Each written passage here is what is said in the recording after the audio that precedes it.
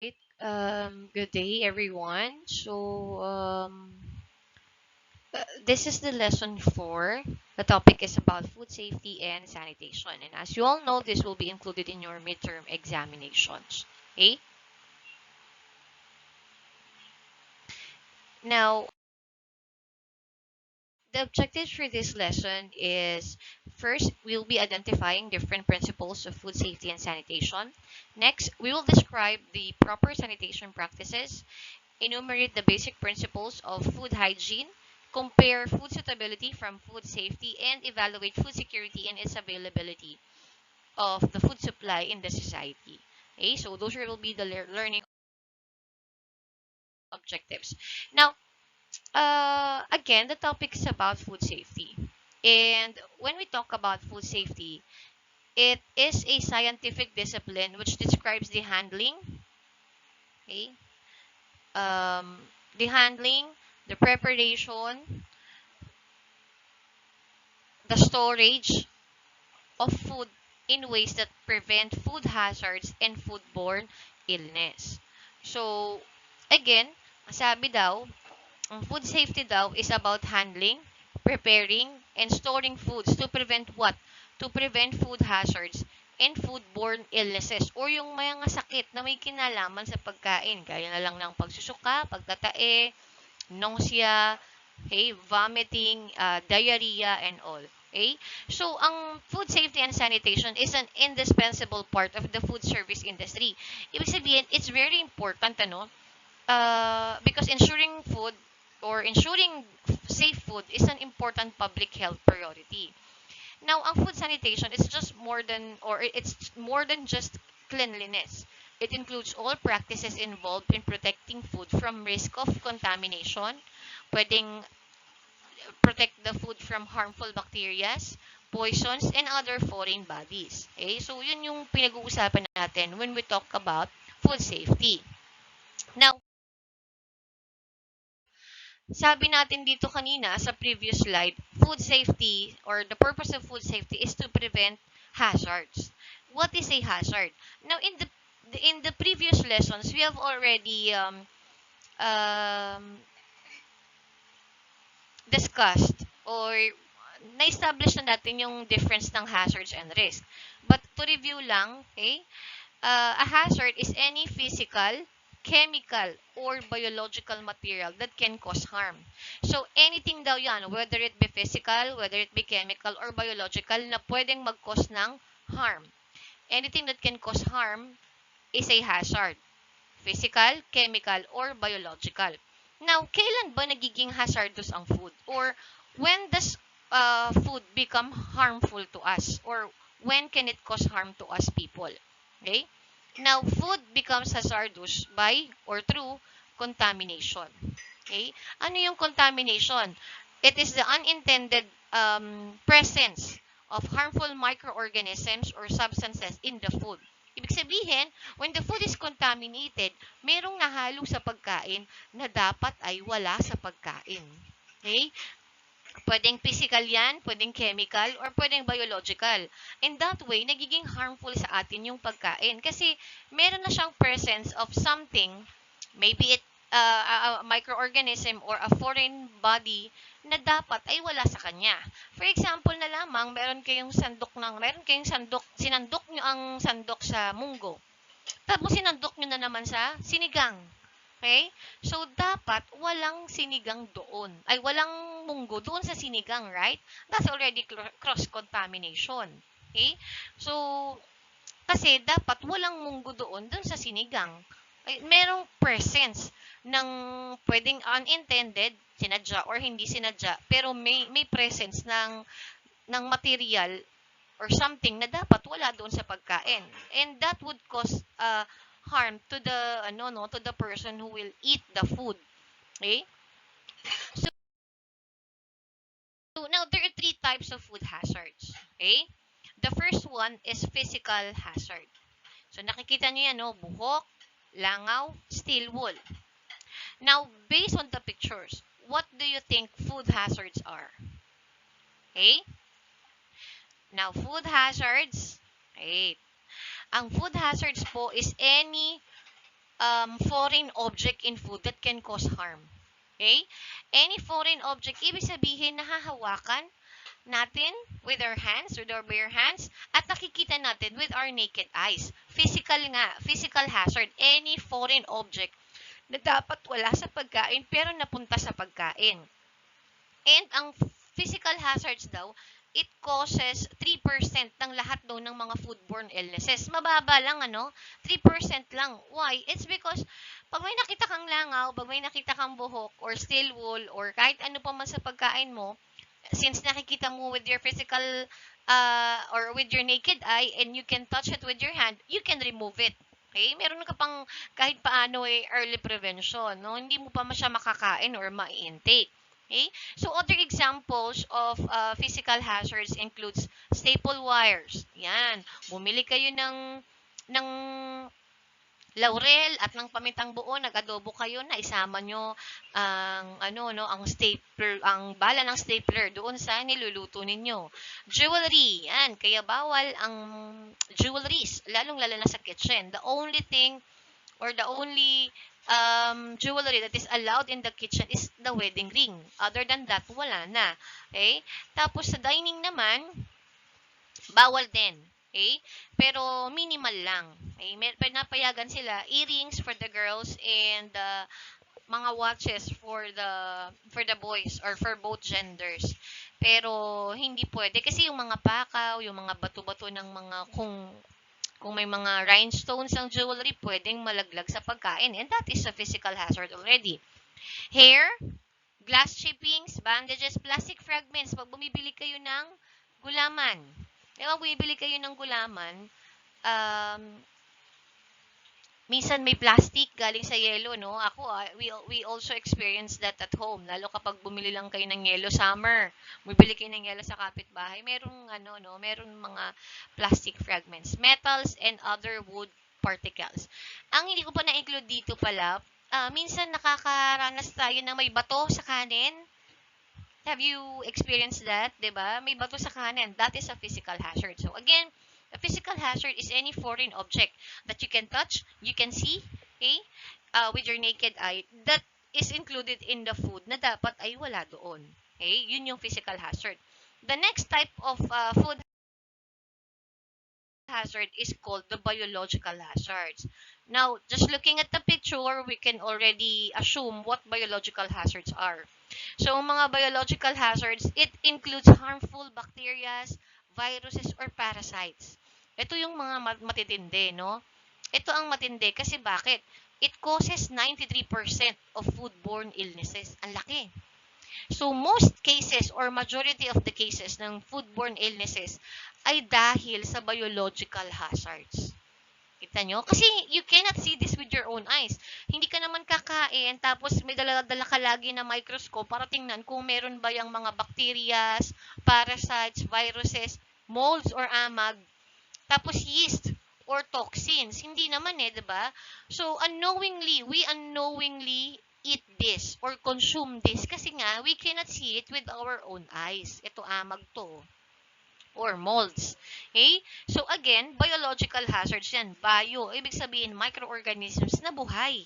And ito ang madalas talagang nagkukos. No? Most cases na kapag kayo ay nagtae, nagsusuka, sumasakit ang tiyan nyo dahil sa mga kinain ninyo, may biological hazards yun. Okay? The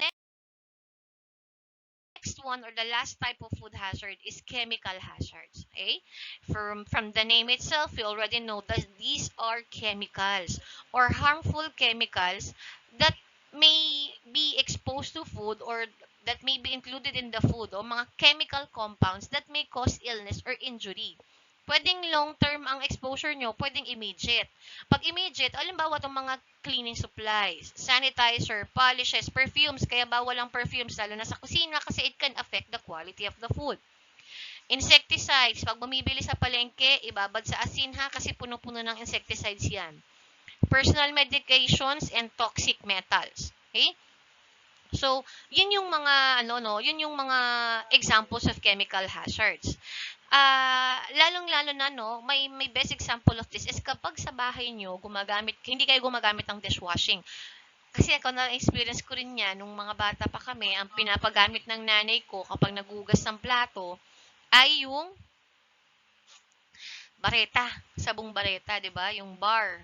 So minsan kapag naghuhugas kami, 'di ba, pinapahid natin yung sponge sa bar, tapos may natitira pang sabon. Pagkakain tayo, parang malalasahan natin at parang lasang sabon pa, 'di ba? So may natira, no? May mga konti pang tira. Those are chemical hazards. And ang chemical hazards naman, kapag immediate lang or sandali lang ang exposure nyo dyan, hindi naman masyado, no?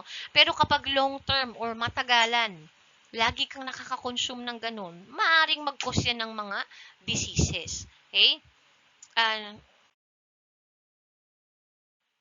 okay. So, pag sinabi rin natin na food safety, may kinalaman din yan sa food sanitation. Magkakadugtong yan, food safety, sanitation, and food hygiene. Okay? When we say food sanitation, sanitation came from the Latin word sanitas, which means health. Okay? Sanitas means health. So, again, when applied to the food industry, sanitation means the creation and maintenance of hygienic and healthful conditions. Ito yung application ng science para makapag-provide daw ng wholesome food na pinroseso, pinrepair, or inihanda, binenta, merchandise, and sold in a clean environment by clean workers para daw ma-prevent na naman ulit ang contamination. So, it's all related, ano? Food safety, food sanitation, and food hygiene. So, ibig sabihin daw ng food sanitation is application of science to provide wholesome food na pinroseso, pinrepair, niluto, at ibinibenta sa isang malinis na environment na pinrepair or ginawa ng mga healthy workers to prevent contamination and para daw ma-minimize ang food spoilage or pagkapanis or pagkasira ng pagkain dahil sa mga microorganisms. Okay? So that is food sanitation. Now, bakit nga ba importante yung sanitation? Why do we study about this? Why do we discuss about this? Now, first reason is that sanitation is a legal requirement. Okay? The simplest argument for maintaining a safe, sanitary, commercial kitchen is because you're legally required to do so. Kasi kailangan eh. Remember, no, kapag tatayo kayo ng mga establishments, especially food establishments, dapat kayong kumuha ng mga permits, di ba?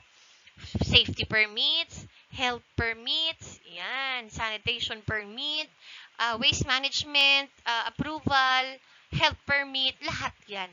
Okay? So, naalala niyo yung types of risk, di ba? We have 4 types of risk.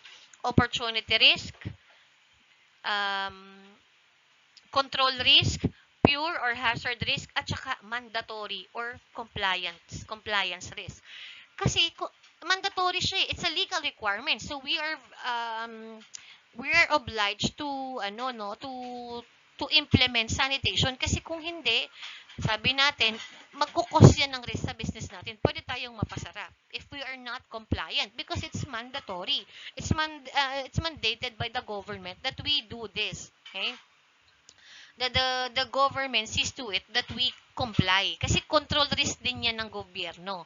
Pag nawalan sila ng control sa mga food establishment, mas mataas ang rate ng mga foodborne illnesses. Kaya, nagpatupad sila ng mandatory requirements na kumuha ng mga sanitation permits. So, again, it's the simplest argument. It's because it's a legal requirement. That's why it's important. And we are required to accomplish this. Okay? Next is sanitation helps prevent food poisoning outbreaks. Most of the food-related illnesses, kadalasan yung mga yan, are caused by restaurants or mga nagkukos, nanggaling sa mga restaurants. Siyempre, kapag mga food-related illnesses, usually, binibili yan sa labas. Hindi ba? Yun ay mga resulta ng unsanitary food handling practices. Okay? Bakit nagkakaroon ng mga ganong cases like food poisoning outbreaks? It's because the employees or the staff of the restaurant is not implementing sanitation, no? They do unsanitary food handling practices. Lahat ng mga balita nagte-trending ng mga ganyan, it's because minekos-mekos nila yung pagkain. They do not implement sanitation inside their establishment. Kaya, uh, importante ang sanitation to prevent food poisoning outbreaks. Next naman, we have sanitation helps maintain food quality. Okay? Even if the customers don't get sick. Okay? So, pagpalagay na natin, hindi naman nagka-food poisoning, hindi naman nagka-foodborne illness, hindi nagsuka, nagka-diarrhea. Pero kapag hindi nyo ino-observe ang proper sanitation, it will affect the food quality. Hindi ba minsan meron ng tayong mga hindi naman sira, pero iba na yung lasa. Okay? Because it was affected, yung food quality, yung taste, texture, it is already affected by unsanitary food practices or food handling practices.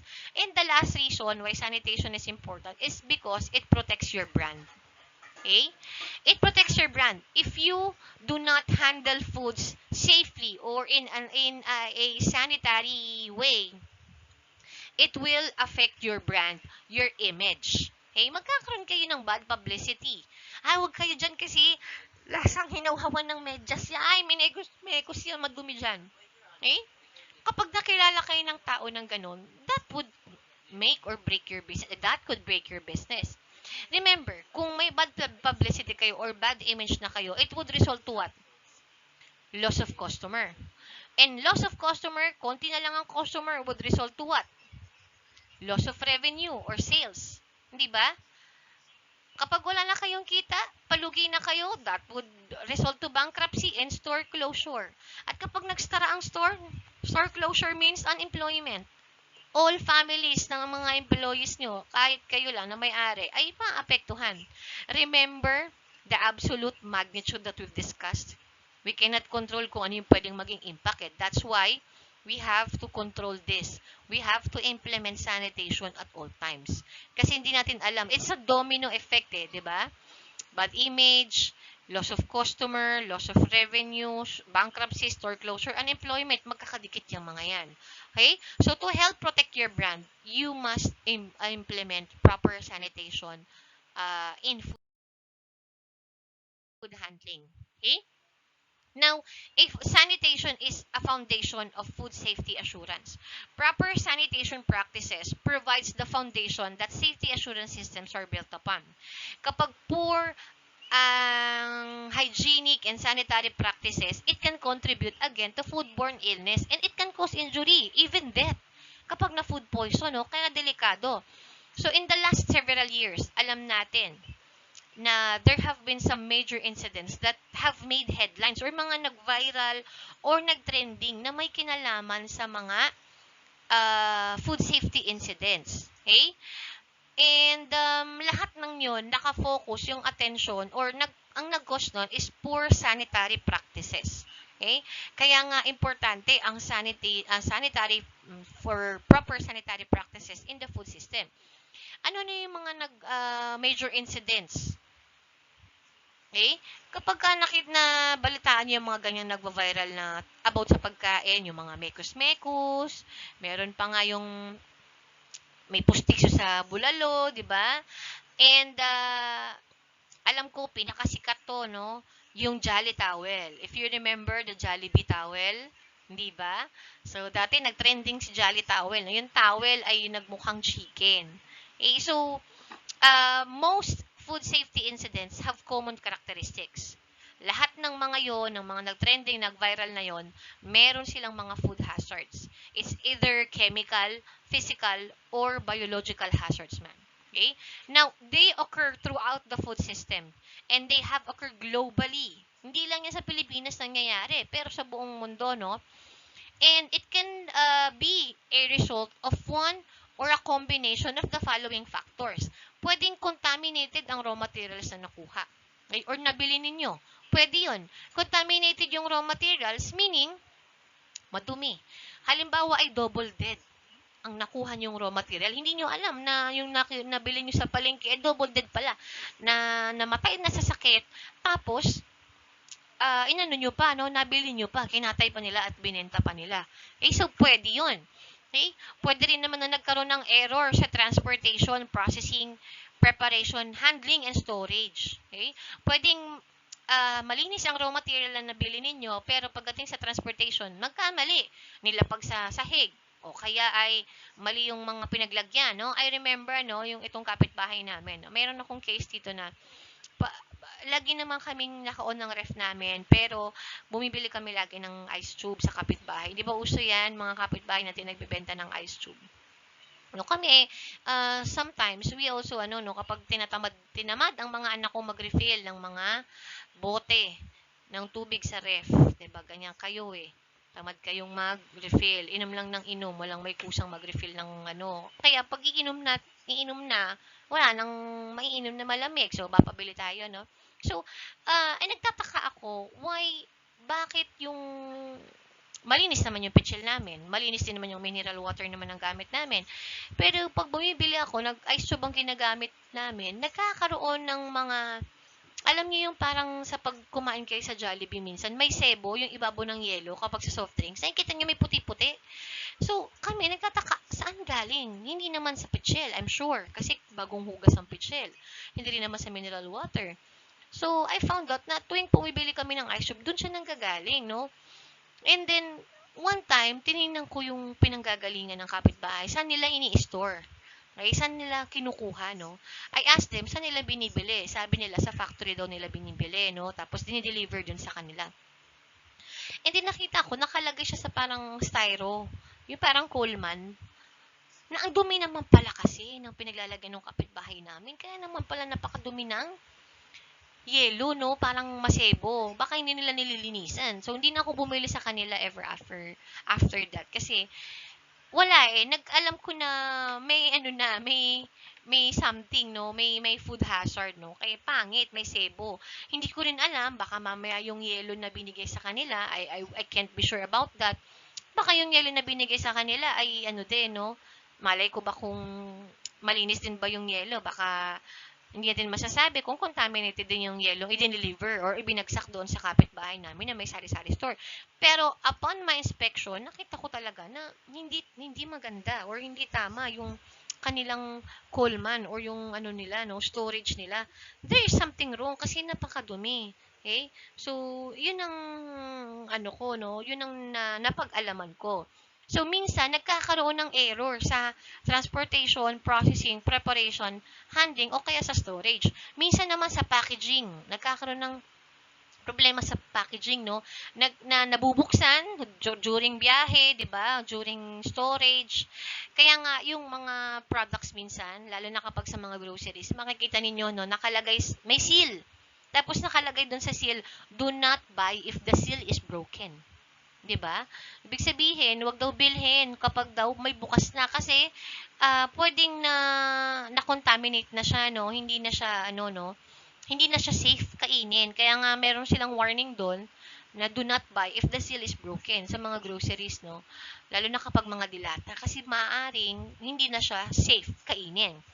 Next, we have food tampering and malicious contamination. Ito naman yung sinadya or deliberate ang pag-contaminate sa pagkain. Sinadya ang paglalagay ng food hazards doon sa pagkain. Okay? They tampered the food. Nagkaroon ng malicious contamination. And one of the examples that I can give you is yung Jolly Towel, Para lamang sa opinion ko or sa point of view ko, yun ay food tampering. Okay? Kasi bakit? Natrabaho rin ako ng matagal sa mga fast food chains. Okay? Sa Jollibee, specifically.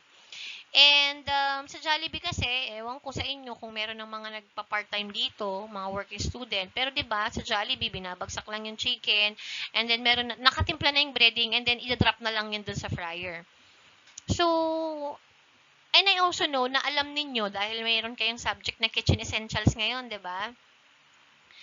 ano ba yan, HMPE ba yan or kitchen essentials yung subject ninyo na dapat kapag nasa kitchen ka, may side towel ka. So every time we have a kitchen duty, meron tayong side towel. It's a must. Pero nagtataka lang ako no dun sa may jolly towel na yon.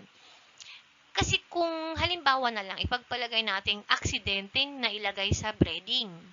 Nahalo, nalaglag dun sa side, yung side towel sa bewang nung kitchen staff ay nalaglag doon. Nalagyan niya ng breading. Kapag dinrap niya yun sa fryer, bubuhaghag yun kasi towel yun eh. Hindi ba? Do you agree? At kung sa mantika man siya aksidente rin nalaglag, makikita nila yun kasi oh, iba to, ano to, towel to. But hindi eh. Kung naaalala niyo yung itsura ng Jolly Towel, nakaporma talaga siya. Okay? Pinorma siya para magmukha siyang chicken. So, ang personal assessment ko noon, or sa tingin ko, personally, my point of view or my opinion, that is food tampering or sinadya. Okay? Kasi kinorte talaga siya na chicken, tsaka siya dinrap, tapos marami siyang breading eh. Okay? So, there is something wrong. I think that is a case of food tampering or malicious contamination. Okay? And parang nung na background check 'yon, kasi ang tagal na noon eh, no? Ilang years na 'yun ang uh, na pag-alaman na parang ang employee ay parang meron siyang motive. Parang gumaganti siya. Nakalimutan ko na yung eksaktong kwento noon, pero I don't know if he will be suspended or terminated. Pinag-iinitan pa siya ng manager kaya parang gumaganti siya. So, meron siyang motive. Eh, sabi ko, that could most likely be a case of food tampering. Okay? Pwede ring mishandling, changes of formulation, and minsan inadequate maintenance of equipment o kaya naman nagbago kayo ng ingredients or mali ang ingredients na nailagay ninyo. Okay? Pwedeng magkaroon ng ganun. Now, ang food hygiene, okay, are necessary conditions and measures. Okay, dito na tayo, food hygiene na tayo, no? Ang food hygiene, ayan yung mga conditions and measurements or measures na ginagawa natin para ma-ensure na ang food ay safe from production or paggawa hanggang sa consumption or pagkain ng customer. Okay? So, ang food hygiene daw, ito daw yung mga practices or mga bagay, actions na ginagawa natin para ma-ensure ang safety ng food from production to consumption. Now, food can be contaminated at any point. Okay? At any point, pwede daw yang ma-contaminate. Okay? Pwedeng sa harvesting, sa pagkatay, sa processing, sa storing, distribution, transportation, or preparation. Now, this is the food cycle, ano? Okay. So, una, you purchase. Kinakatay or hina-harvest and then you purchase from the market.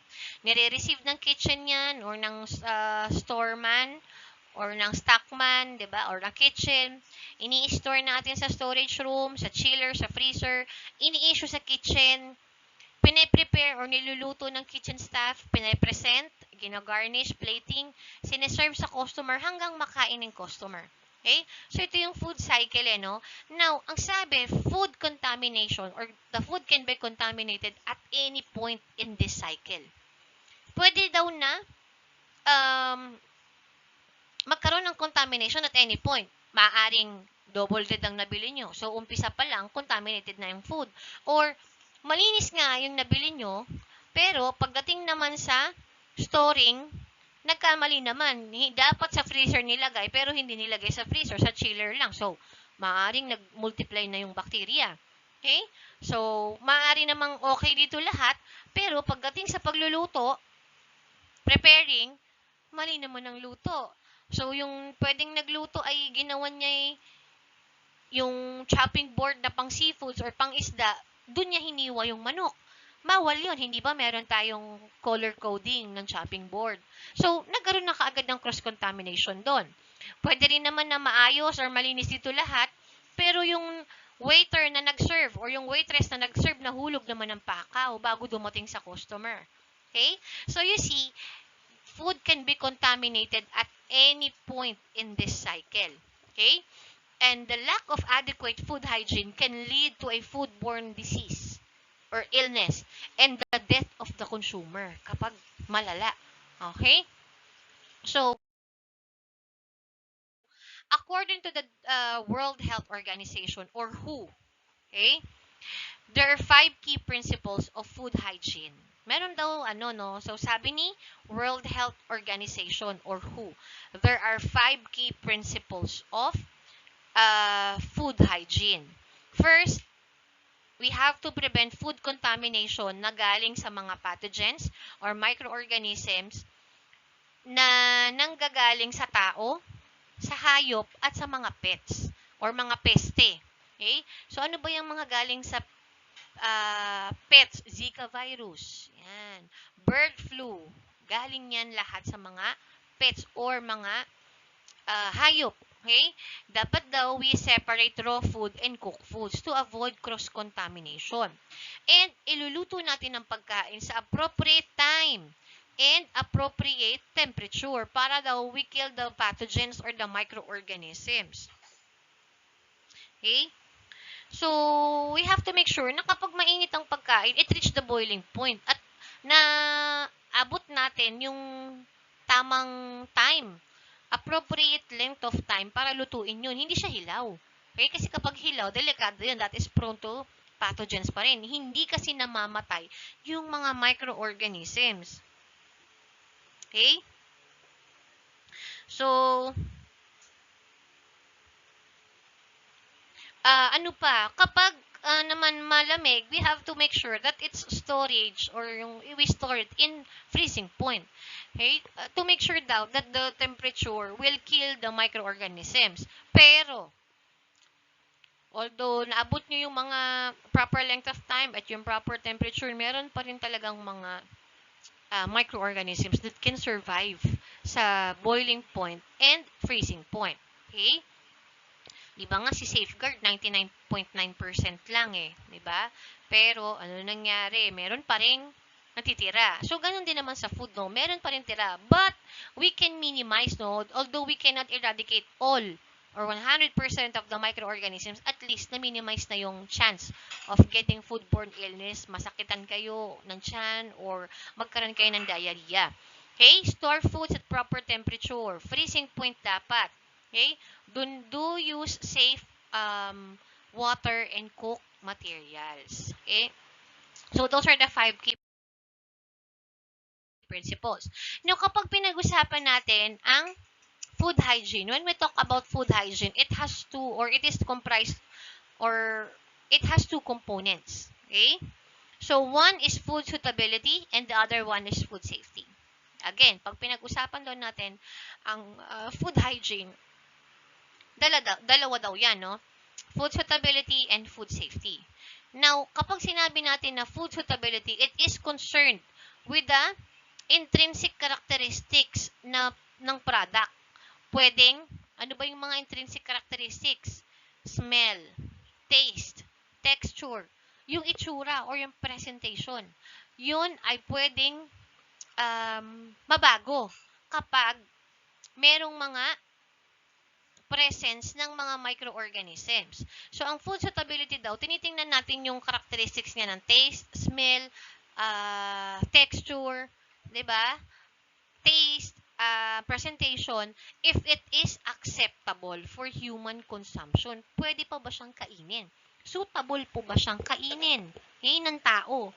In terms of the taste, the texture, the smell, and the presentation, no? Now, kami dito sa bahay, di ba meron kayong mga na-experience minsan na yung kanin ninyo sa bahay na sinaing, hindi pa siya panis. Hindi siya amoy panis, hindi rin siya, makikita nyo okay pa siya. Pero, ang lasa niya rin, okay din. Lasa niya, hindi pa siya panis ang lasa, pero mamasa-masa na siya. Hindi ba? So, pag ganyan, minsan sinasabi ng asawa ko, wag na ipakain sa mga bata. Siya na lang ang kakain. Kasi siya ang mas matibay ang sikmura. Kasi, we assessed or we thought that hindi na siya acceptable for consumption, lalo na ng mga children. Siyempre, na ayaw naming magtapon ng kanin. So, kinakain pa naman kasi amoy, hindi pa panis. Hindi pa rin siya lasang panis. Pero, mamasa-masa na siya. Di ba may ganun? Ilang bakterya na lang ang pipirma. Ay, lalarga na siya, mapapanis na siya. No? So, yun na. Hindi na siya suitable for consumption. Next naman is food safety. Again, kapag pinag-usapan natin ng food safety, we avoid or limit the presence of hazards. Ano yung hazards? Physical, biological, and chemical hazard to ensure that the food is safe. Okay? Para maiwasan yung foodborne illnesses. Okay? So, food safety daw is a global problem. Okay? Sabi ng World Health Organization, hindi lang daw ang Pilipinas ang namumroblema pagdating sa food safety. Okay? So, the World Health Organization recognized that the foodborne illnesses are problem daw in developing and developed countries alike. So, ano yung mga developing? Third world countries like the Philippines. Ano yung mga developed countries? First world countries like America, Japan, and UK. Diba? Singapore. Mga first world countries yung mga yan. So, sinasabi dito na though tayo ay third world country at sila ay first world country, sila ay developed na, tayo ay nagde-develop pa lang, parehas daw nating problema. Pantay-pantay tayo pagdating sa pamomroblema ng foodborne illness. Ibig sabihin, problema din nila to. Hindi lang sa Pilipinas na mahirap ang lipunan, kung hindi dun din sa mga ibang bansa na mayayaman, problema din nila ang foodborne illness. So, parehas natin pinoproblema. Okay? Next, it places a burden on the healthcare system. Ibig sabihin, syempre, kapag maraming nag-outbreak ng foodborne illness, it would really affect the healthcare system. Mapupuno ang hospitals, di ba? Wala nang space. Kawawa ang mga nurses and doctors and ating mga medical practitioners. Okay? PhilHealth ang magbabayad. Government will be affected also kasi lalo na kapag public hospitals kayo, di ang dami nyo, lami kayong babayaran ng gobyerno. And ang mas naapektuhan daw dito ay yung mga infants, young children, senior citizen at yung mga meron na talagang kapansanan or may comorbidity na may mga existing sakit na. Okay? So, tayo daw na mga healthy adults, kapag nakakain kayo ng gatas, o halimbawa gatas na panis, nakainom kayo, sasakitan lang kayo ng tiyan na magtatay kayo, pwedeng magsuka, pero inuman nyo lang yan ng loperamide diatabs. Tapos na. Pero subukan ninyo na painumin ng bata ng panis na gatas. Pagsusuka, pagtatae, dehydration, at mauuwi yan sa pagkamatay ng bata. Okay? Very prone sila sa ganyan. Or very vulnerable sila. Okay? So, sila yung mas affected. Mas matindi daw pag tinamaan yung severity and impact pagdating sa infants, sa mga maliliit na bata, sa mga senior citizen. Kasi sila yung mahihina na ang resistensya. Unlike sa atin na mga malalaki na mga adults na healthy naman at wala tayong mga existing condition, wala tayong mga illness. Okay? So, sila daw yung mas vulnerable or sila yung mas affected. It also spawns a vicious circle of diarrhea and malnutrition. Okay? And it undermines the economy. Naapektuhan ng ekonomiya natin. As well as the international trade. Kasi kapag merong foodborne illness outbreak, syempre ay, tayo, no? Hindi makikipagpalitan sa atin ng produkto. Ang ibang bansa, ay wag tayo sa Pilipinas, sila ngayon, may monkeypox sila, may bird flu yung mga manok na ini-export nila. Sa ibang muna tayo kumuha, and that would, of course, affect the economy. Okay? So, again, absolute magnitude, domino effect na yun, no? Lahat na tayo ay magiging apektado. Is food security. Okay? So, when we talk about food security, it is the condition that is related to the availability, okay? Availability ng food supply, okay? To groups of people or to people as well as individual, kung tayo ba ay may access, okay? So, ang food security, it is defined in terms of food availability, if available ang pagkain, kung may access ba ang tao sa pagkain, and paano na-utilize or ginagamit ang pagkain. Okay? So, yun ang pinag-uusapan natin kapag sinabing food security. Okay? Kapag laging merong or Pag may chronic food insecurity or laging walang food insecurity or mababa ang food insecurity, it translates to a high degree of vulnerability to famine and hunger or tagutom. Okay? Ensuring food security presupposes ng elimination of that vulnerability or napapataas yung vulnerability ng tao, ng sambayanan o ng lipunan to famine. Pag sinabing famine, tagutom. Okay? Taghirap. Now, again, kapag pinag-usapan natin ng food security, ang pinag-uusapan natin dito, we're talking about the food availability. If people and individuals has access to food and how we utilize food. Okay? So, yun lang ang pinag-aaralan natin dyan. Now, ano ba ang causes ng food insecurity? Okay? So, ang food insecurity, it is very common sa mga African countries and sa mga third world countries like the Philippines. Pero mas severe ang or mas worse ang condition and cases ng food insecurity sa mga African countries. Nakikita nyo naman, wala silang access to food. Now, ano yung mga causes niyan? There are a lot of causes of food insecurity. One is drought and extreme weather events. Drought ay tagtuyot. Okay? So, pag nagkaroon tayo ng comparison of the severest food crisis in the later history, in the history ng mundo, no, or ng bansa, it will reveal that all were preceded or it was brought by drought or other extreme weather events. Ano yung mga, again, ang drought is tagtuyot. Ang extreme weather events ay mga tsunamis, lindol, bagyo, yan. Yung mga typhoon na yan, no? And, itong mga weather events and drought kasi na to, they result in failed harvest. Walang ani, kasi binagyo, or konti ang ani, okay? Which will in turn result to food scarcity, or kulang. Siyempre, kulang ang ani. Halimbawa, binagyo.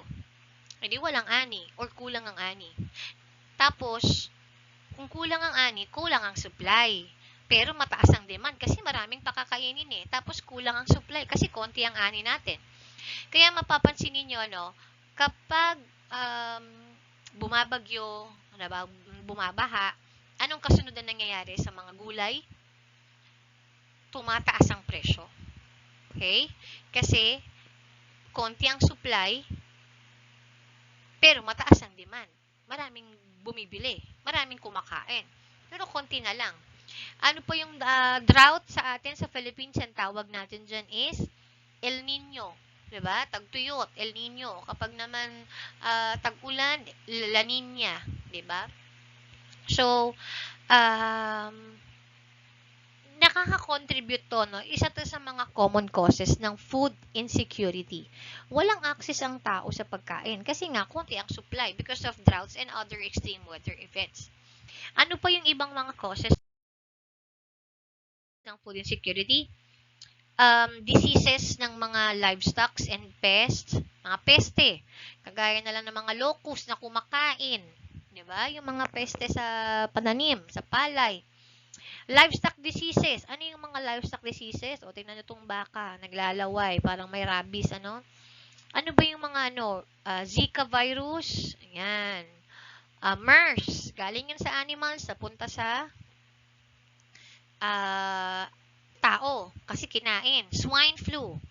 Bird flu. Galing sa mga may pakpak, may balahibo. Kagaya ng bibe, pugo, mga pato, manok, yan. So, and other agricultural problems. So, yung mga diseases ng mga baka, yan. Kapag ganyan, nagkakaroon ng food insecurity, no? Kasi, konti eh. Kasi kapag, ang halimbawa kayo ay may poultry or manukan, kapag nahawa ang isa, hawa na lahat. Therefore, hindi nyo na dapat yan ibenta pa. Di ba? Chichikin nyo ng DOH eh. Iti-test nila kapag merong outbreak ng swine flu, halimbawa, o kaya ng bird flu, i-check lahat ng mga poultry farm. Tapos pag may nag-positive, sasabihin ni DOH, patayin nyo yan lahat. Hindi nyo pwedeng ibenta yan. Pero kung kayo ang negosyante, if you put yourself in the shoe of a business owner or in the place of a business owner, magpapalugi ka ba? Siyempre hindi. Ang ginagawa ng ibang mga negosyante, bago pa sila ma-check ng DOH, kakatayo na nila yung mga may sakit. Ganon din sa cattle. Kaya nga nagkakaroon tayo ng double dead. May sakit na, kinatay pa nila, binenta pa nila. Nakain ng tao, nagkaroon ngayon ng outbreak ng diseases. Kaya nagkakaroon ng mga mutation ng mga viruses and mga bacteria dahil sa mga ganyan. Nakakain ng tao, no? Yung MERS virus, yung Middle East respiratory, yun ay galing sa camel na napasa, galing ng Middle East. Napasa sa camel, tapos napasa sa tao hanggang nag-mutate yung virus. Yung Zika virus, galing daw yun sa bats na napasa din sa tao. Tapos yung monkeypox, diba? Monkeypox, galing siya sa monkey. Again, yung mga yan, nagko-contribute yan sa food insecurity.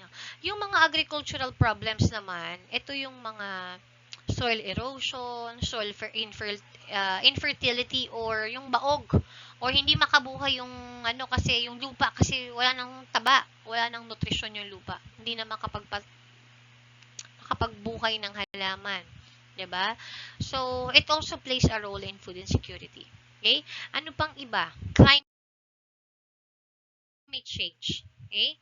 So, climate change, global warming. Yan. Actually, ito domino effect na to eh. Ang climate change, some experts suggest that yung mga droughts and yung extreme weather events doon sa mga affected regions ay resulta ng climate change.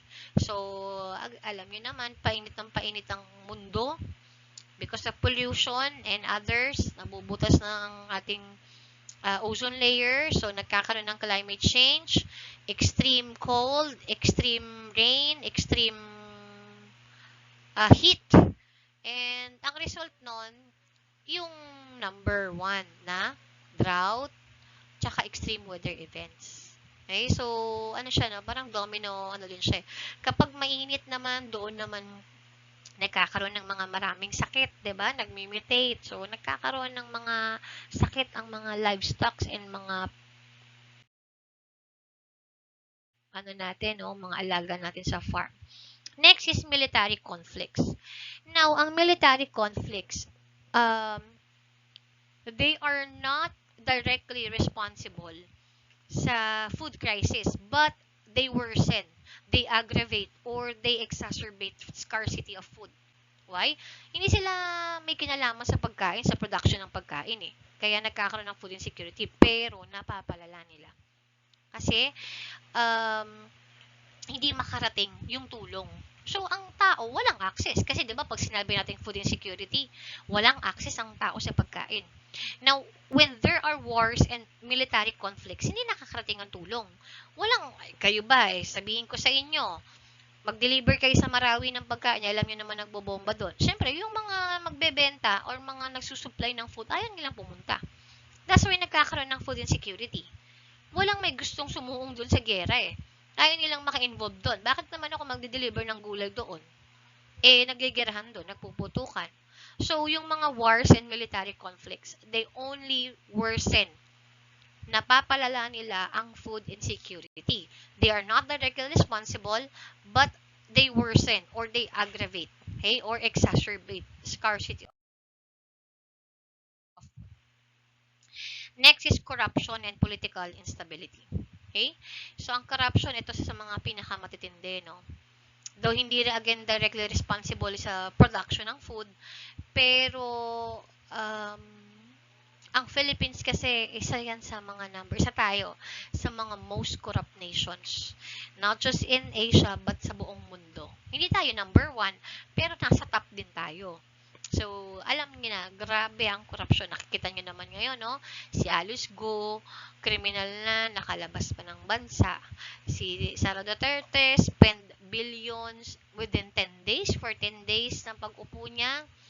So, mga extrajudicial killings ng Duterte, yung mga under the table na bayaran sa gobyerno. Sobrang daming cases niyan. Okay? So, dito sa corruption and political instability, my best example of this is during the time of Noynoy Aquino, nung nag-Yolanda. I know you remember the Super Typhoon Yolanda in Tacloban, Leyte, sa Visayas yun banda, no? Visayas, Mindanao. Now, during that Super Typhoon, lahat wala. Talagang food crisis, food insecurity. Why? Because people don't have access to food. Sira ang mga bahay, baha, ang daming namatay. Yung iba nakalibing, hindi na nakita. Okay? And then, the bridges and the roads were broken. Maraming nakaharang ng mga punong na tumba, mga posting na tumba. So, walang makarating na tulong. Walang access to food. And ang taas ng crime rate, no, nagkakagulo yung mga tao kasi walang kuryente, so walang communication. Walang internet, walang tubig, wala silang food and water supply. So, ano mangyayari, no? It's a total chaos. Sobrang lala ng pangyayari, no? Ang nangyari noon, yung mga tao, syempre, kung ikaw ay, halimbawa, tatay ka, or nanay ka, nakikita mo na minamatayan ka ng family members, and then meron ka pang mga anak na pinapakain. Titingnan mo, meron pang mga meron pang tas wala kayong food. Marami kayong kakain kasi you need to survive eh. Nasalanta na nga kayo ng bahay. So wala kayong gamit, wala kayong pagkain talaga, as in. Sorte kung may mahukay kayo dun sa mga debris or dun sa mga na gumuho na bahay nyo. Pero kung wala, ano nangyayari? Naghahanap ang tao ng paraan. Of course, kailangan nilang mag-survive. Andun na yung survivor instincts nila. Ang nangyari noon sa Tacloban, nung Yolanda, yung mga tao, pinasok nila yung mga grocery stores, yung mga tindahan, pilit na nilang, pinagsisira na nila. Pinasok na talaga nila, no? Kasi, they need food eh. Kailangan nilang, they need to survive. Meron nga food insecurity. They don't have access to food. Wala rin dumarating na tulong. So, nagkakagulo mga tao. And you know what happened during that time? I don't know, hindi ko na maalala kung sino yung Romualdez na, I don't know if it's the governor or the mayor, tumawag. Ang presidente noong panahon na yon ay si Noynoy Aquino. And then the DILG secretary was Mar Rojas. I can't forget that. I can't forget about that. Kaya nga sa Facebook, diba, never forget yung mga ginawa nila. No? Again, disclaimer, I am not against them. Hindi ako dilawan, hindi rin ako pinklawa, hindi rin ako DDS. As a matter of fact, wala akong binotong presidente nitong nakaraang eleksyon. 5 senador lang ang binoto ko at si Vico lang. Okay? So, wala kasi akong tiwala sa mga tumatakbong presidente. Parang pare-parehas lang sila, no? Pare-parehas sa self-interest lang. So, again, that's my personal opinion, no? That's my point of view. Sa tingin ko yun. So, wala akong inaanong president, no? Wala akong presidenteng bet. So, during that time, tumawag yung mayor Romualdez. Umiiyak na siya, nagmamakaawa na siya. Dito sa NCR tumawag kasi lahat naman ng, ito ang sentro NCR diba? Lahat ng mga government agencies andi dito. So, tumawag sa DILG, Department of Interior and Local Government. Ang secretary was Mar Rojas during that time. Appointed by Noynoy Aquino. Tumawag ng umiiyak. May nag-leak kasi na recording ng audio recording ng conversation nila sa cellphone. Umiiyak na nagmamakaawa yung mayor. Please help us. The people are starving. A lot of people died. They need medical attention. Kasi pati hospital sa salanta So, walang mag-asikaso. Diba? Walang supplies, walang gamot, wala talaga. Daming namatay talaga. And, anong sinabi ni Mar Rojas? I can't forget. Sabi ni Mar Rojas, you must keep in mind or you must remember that the president, parang he said somewhere between the lines of you're on your own. I can't quote the exact words kasi hindi ko na maalala, pero you can research about it. Parang ang gusto niyang iparating dun sa mayor, you're on your own. Remember, or keep in mind that the president is an Aquino and you are a Romualdez. Miiyak na yung mayor, ha? Tapos sinabi na, tandaan mo, ang presidente ngayon ay Aquino, tapos ikaw ay Romualdez. So, narinig ko yun, no, sa balita noon, nag-leak yung nila, nag-viral yun. Why? Anong kinalaman ng pagiging Romualdez niya? Ano ngayon kung Aquino ang presidente? Kaya naman pala, kasi ang mga Romualdez, I remember, dahil dati akong tour guide, I knew about the history of the Marcoses. Ang mga Romualdez ay mga angkan ni Imelda Marcos. Si Imelda Marcos ay anak sa labas ni Don Romualdez. Okay? Na taga doon.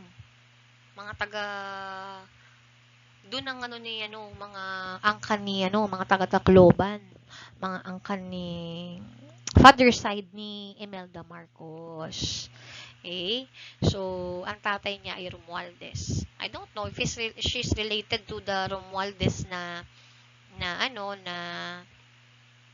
mayor during that time. Pero anong kinalaman ng apelido? Ginusto ba nung mayor na yon na siya ay maging Romualdez ang apelido niya? So, baka nga hindi pa siya pinapanganak nung magkaaway si Noynoy Aquino. Oo. Ninoy Aquino yung father. Si Benigno Aquino at si Ferdinand Marcos. Anong kinalaman nung mayor na nakaupo during the Yolanda time sa awayan ng mga pamilya nila? So, isipin nyo, no? Hindi nila no? Kasi na-issue sila. Nagdahilan sila na kesyo nahirapan daw pagpadala, ganto ganyan. Pero di ba marami tayong chopper? Bakit sila makapapadala ng tulong? Ang ginawa nila, dinelay nila yung tulong. Kasi bakit? Dahil kaaway nga ng mga Aquino, ang mga Romualdez, kasi nga ang kanyo ni Imelda Marcos. So imagine, you let people suffer, you let people starve, you let people die, hindi mo sila tinulungan. Pilipino yung mga yun kasama, presidente ka. Diba? DILG Secretary, si Marojas. Just because of their family clash or ano ba yung mga nila, no? Mga political instabilities and political rifts nila. Mga alitan nila sa politika. Diba? Ganun kalala ang gobyerno natin. So, I cannot forget that grabe na tiis nila. Umiyak na yung mayor. Please help us. Please send help. Kasi wala na rin siyang magawa nandun din siya, natrap din naman siya doon. So nakikita niya yung mga constituents niya, naghihirap na, nagkakagulo na. That's why humingi na talaga siya ng tulong. He made a personal call to Marojas. It's a good thing na talagang na-record yun. Kasi nagkaroon ng kung gaano sila grabe. 'Di ba? They use their power and their position and their authority para mang-api at ng kapwa, gumante sa kapwa na hindi naman dapat damay yung mga tao dun sa Tacloban sa awayan ng mga Marcoses, mga Romualdez at ng mga Aquino. Ano ba naman ang kinalaman nila, 'di ba? Kaya ang Philippines na kasama talaga yan sa nasa top tayo ng corruption and political instability. We worsen, or corruption and political instability worsens the condition of food insecurity. And yung mga international aids or mga tulong during the Yolanda time, ang daming tulong na dumating. As in, ang daming bansa nag-donate sa atin. Nakarating ba lahat? Hindi. Again, corruption. Mga under the table. Okay? Yung mga damit na naalala ko, yung mga na-issue yung mga damit na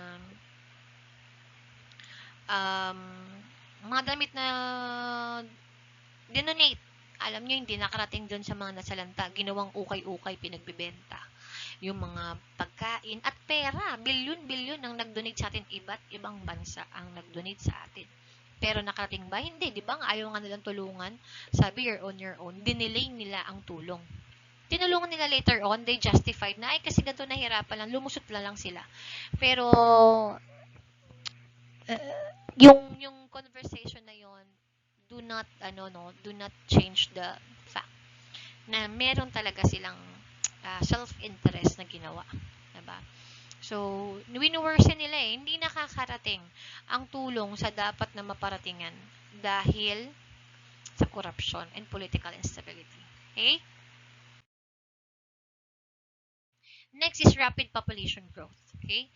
Nagkakaroon ng food insecurity because of rapid population growth. Why? Ang dami pinapakain, kulang ang supply ng pagkain. Hindi ba?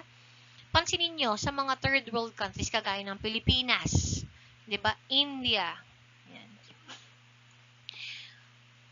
Kung ikukumpara nyo sila sa mga first world countries na walang problema sa supply ng pagkain, tingnan nyo ang population ng mga first world countries compared to third world countries. Hindi ko I'm sure alam nyo rin yun na ang mga mahihirap, kung sino pa yung mga walang pampakain, tayo na mga mahihirap, kung sino pa yung mga walang pampakain, sila pa yung anak ng anak. Diba? I know you also, paglambas ng kayo sa kalsada, ang daming bata. And then, di ba yung mga, di ba, nasa squatters area, yung mga palaboy, makikita mo dami nilang anak. Kung sino ba yung, yung mga walang pangpakain, walang maayos sa trabaho, walang maayos sa tirahan, sila pa yung may ganang mag-anak ng mag-anak.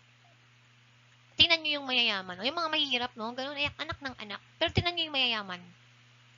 Ilan lang ang anak? Isa, dalawa. Very tipid. That's why naniniwala talaga ako sa education and the importance of education. It's very important eh. Why? Because the poor or nandun sa mga lower class or mga low income, they don't have access to information. They're not educated. They are not informed. That's why they cannot make wise decisions. Hindi sila nakakapagplano eh. Kasi hindi sila informed. Hindi nila alam yung family planning. Hindi nila alam na ganito, ganyan. Na pag nag-anak ka, may budget yan hanggang sa pag-college niyan. Di ba? Kailangan pinagpaplanuhan. Wala silang ginagawa nilang libangan ng paggawa ng anak.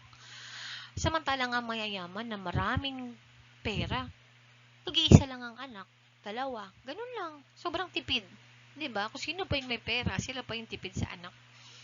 Ganun din, no? Kapag pinagkumpara mo, dito lang yan sa Pilipinas. Pero pag pinagkumpara mo pa rin yung countries, third world countries like the Philippines and India, tayo yung mga third world countries, ang laki ng population. Okay? Pero pag tinignan mo yung mga first world countries, Canada, US, UK, Japan, Canada, nagbabayad pa sila or nag-i-invite pa sila ng mga ibang nationalities para mag-migrate. Ang dami na nga Pilipino doon nagma-migrate, di ba? Nagbabayad pa sila para pumunta lang doon. Kasi ganun, tipid sila sa population nila, hindi ganun ka. Japan is an example. First world, very maunlad na country. Majority of the people are educated. Okay? Pero, ano nangyayari? Right. So, ayun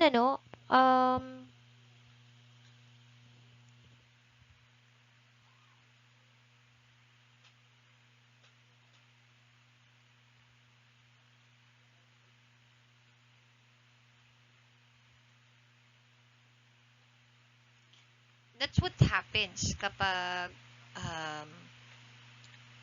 uneducated or uninformed ang tao. Japan, declining na ang population ng Japan, no? Maunlad sila, marami silang pera, pero wala silang population. Pati ang Singapore din. Okay? Meron pang mga countries na nagbabayad para lang mag-migrate kayo sa kanila. 'Di ba? Sa Japan, ang daming mga abandoned houses. 'Di ba? Na talagang wala na tumitira kasi wala na eh. Pa-decline yung number of population nila. Okay? Hindi kagaya sa Pilipinas, parang every second ay may pinapanganak. Why? Education plays a very important role in that. Okay? Pag edukado kayo or may pinag-aralan, hindi ko naman inaano, ako rin ay galing sa mahirap na pamilya. Ang tatay ko ay construction worker lang din. Pareha silang walang tinapos. Hanggang sa mga lolo't lola ko, wala rin silang mga tinapos. I was the first graduate in the family. Kaya, nung ako na ay, nung nakapag-aral ako, naisip ko na, ganito pala. Dapat wala ba magpamilya ka ay, kailangan may plano ka para sa mga anak mo. Ilang anak ang gagawin mo, ilang anak ang bubuhayin mo, papag-aralin mo yan, kailangan sa mga ayos na school, may budget para sa ganyan, sa ganito, ganyan. Lahat.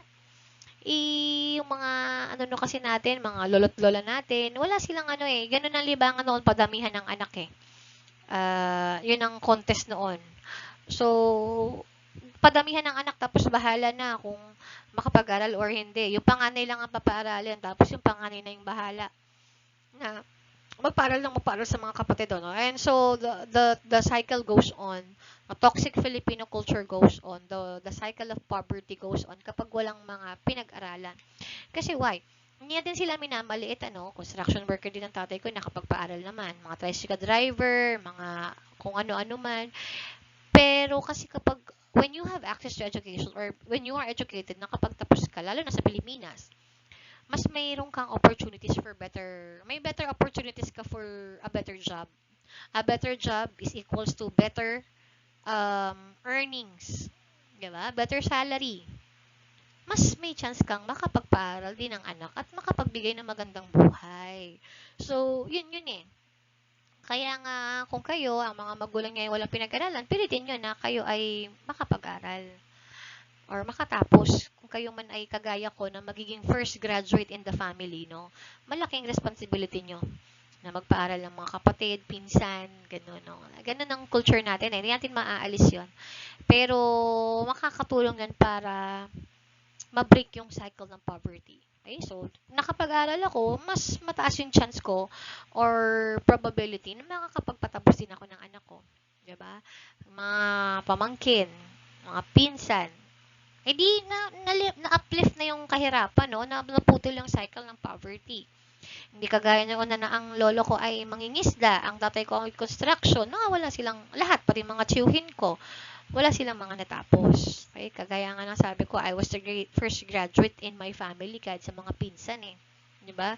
So, medyo naging malaking impact yun sa akin na namulat ako, na open your eyes or yung kamalayan mo, no? Yung mentality mo about, ganito pala dapat. Ang pagpapamilya ay hindi lang basta-basta. Kailangan may planning tayo. Okay? So, yun yung difference ng mga first world country sa third world country. Hindi tayo educated. Most of the population here in the Philippines are not educated. That's why they cannot make informed decisions. They cannot do adequate planning. Kaya ayan, lumulobo ang populasyon natin. Diba? Mga ginagawa ng mga kabataan ngayon, hala, sige jowa, hala, anak ng anak. Ang daming mga, hot single moms ngayon. Mga, uso yan ngayon, diba? So, yun, no? Isa yan sa mga nagiging causes, yung rapid population growth. Okay? As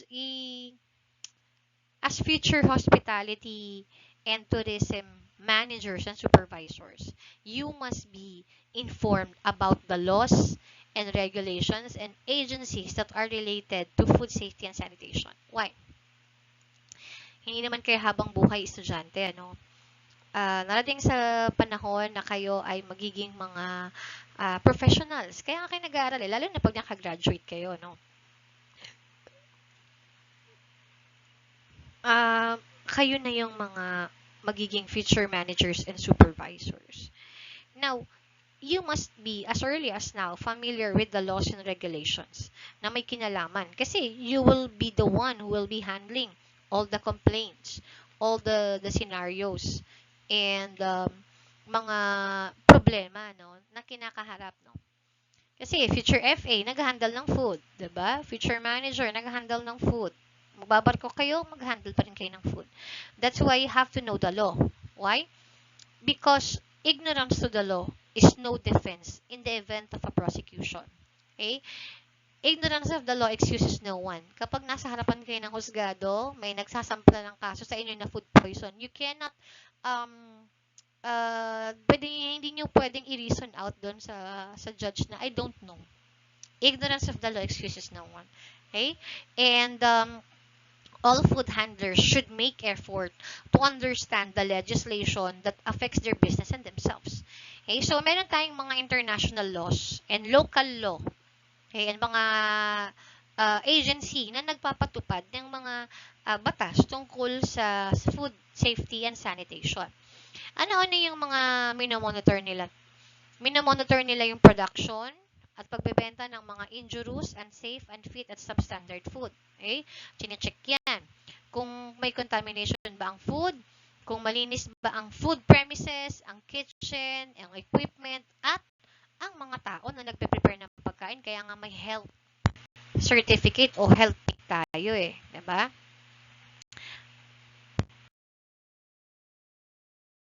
Laws that is relating to healthy or to health and safety is the OSHA, or the Occupational Safety and Health Act. Okay? So this is the principal act that is concerned with protecting the health and the safety of the employees and members of the public. Na dapat ang employee alam niya, or the employers is accountable, liable, and responsible for keeping the employees safe during work hours. Okay? Dapat um, ang company, okay? Ang company or organization should provide a safe working environment, a safe workplace. Ensure that the workplace is safe to work on. Okay? Para sa mga empleyado. And also sa public din. Okay? So, monitor yan ng OSHA, or Occupational Safety and Health Act. Dapat ang empleyado ninyo ay safe during work hours. Kapag pinag-duty nyo yan, liable ang company kapag may nangyari, no? Again, napag-usapan na natin kung kailan, paano nagiging liable ang company, no? Dapat may training, may knowledge sila, dapat they wear proper PPEs or proper uniforms. The company provides them with the proper equipments and tools to work on or to work with during operations. And dapat, again, ang ultimate tinitingnan ng OSHA is dapat safe ang workplace. Okay? Next law is, or isa sa mga standards is the ISO 22000. Okay? So si ISO 22000 is a standard that is developed by the International Organization for Standardization dealing with food safety. Okay? Now, this is a general derivative of the ISO 9000. So, ang ISO 22000 international standard, it specifies the requirements for a food safety management system. So, ang involved dito, interactive communication, system management, prerequisite program, HACCP principles. Okay? Kapag kayo, ang isang kumpanya ay ISO certified, ibig sabihin, naabot niya ang mataas na standard ng safety, communication, system management ng workplace. Okay? Ibig sabihin, maganda na yung mga malalaking companies, kaya naririnig yung minsan sa mga commercials, binabalandra nila yung ISO certification nila. Nilalagay nila ISO certified. Di ba? Companies like Unilever, Unilab, Johnson & Johnson's. Kasi bakit? Mahirap maabot ang ISO 22000.